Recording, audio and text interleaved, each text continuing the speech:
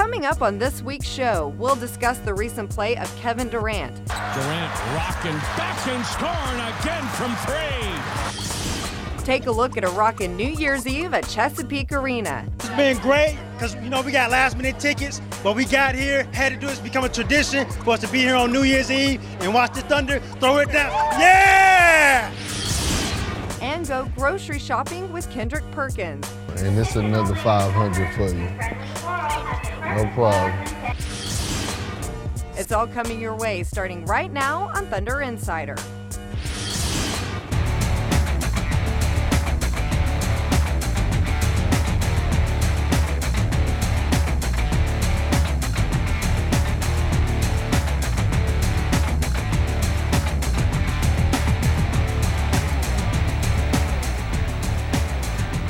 Well, Happy New Year and welcome to this edition of Thunder Insider. I'm Leslie McCaslin, joined by Matt Pinto and Grant Long this week. Of course, for the Thunder, it was a very successful 2013 already this year. They had the best start at home in Thunder franchise history. Now they head into 2014 with a lot of momentum, and a lot of that, guys, has been because of the play of Kevin Durant, who was named Western Conference Player of the Week yet again after averaging 32 points, 11 rebounds, 6 assists. Grant, let's start with you. What has stood out about Kevin Durant's play the last week or so? I think he has really bought into the fact that letting the offense dictate his shots, his shot opportunities. He hasn't had to force any issues. And I think when you have a caliber of player as Kevin Durant, you know that he's going to get his shots. But if you notice, he's been very efficient. We've always talked about him being efficient.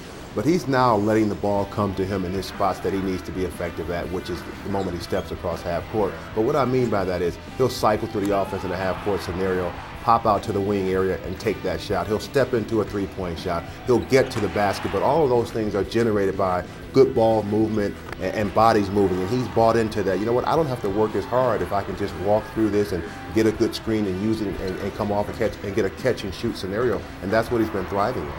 I'm going to go a little more 10,000 foot above the floor angle here. There are a few guys that I've seen in the NBA, Grant, that can continue to move the ceiling.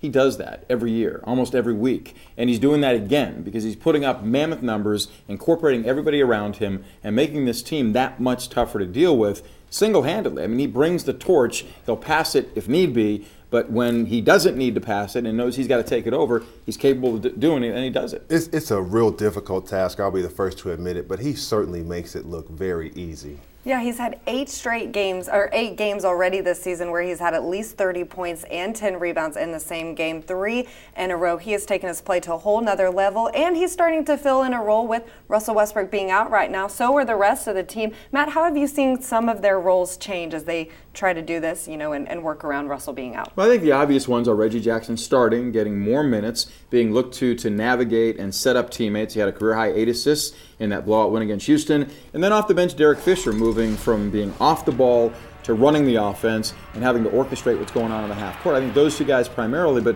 Grant, I think everybody recognizes that there's more of a offensive role to be taken with Russ down. Yeah, and I think also the balance that Reggie Jackson has to have. Now he's into the starting lineup. He's moving and shaking with that group. But then he also has to have in the back of his mind that he's also going to spend time with that second unit, Derek Fisher, Jeremy Lamb, on the floor at the same time. So he's got to play both roles during one single game, and I think that's an adjustment that he's made so far. But then you talk about more minutes, as you mentioned, Matt. Everybody's going to get their minutes extended. When you're accustomed to coming off the bench, you know that there's going to be a window that you're going to play within, and you can give everything that you have, whether you pick up fouls or not.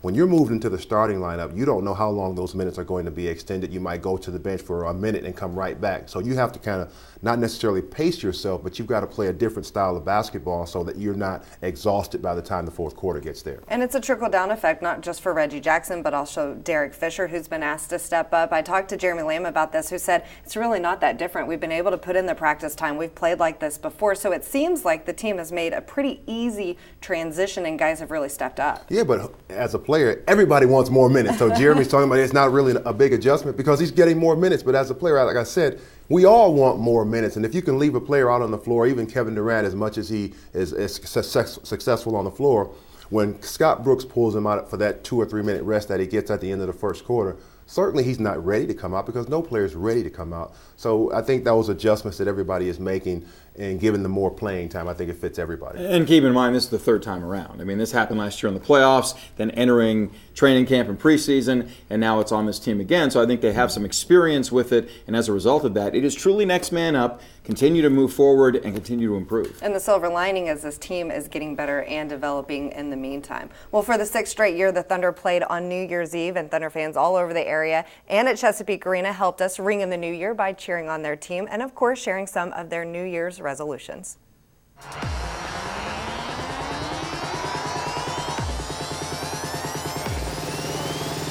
It's been great because, we got last-minute tickets, but we got here, had to do this, become a tradition for us to be here on New Year's Eve and watch the Thunder throw it down. So we're going to beat Portland tonight. Yeah! Thunder up! Happy New Year!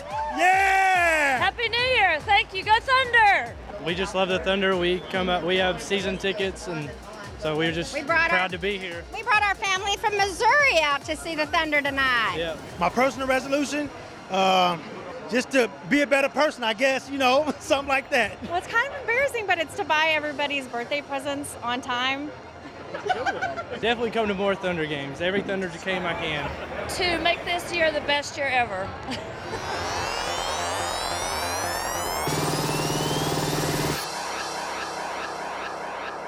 Ahead on Thunder Insider.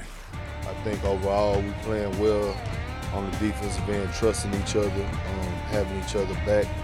I think we just putting the focus to just play defense.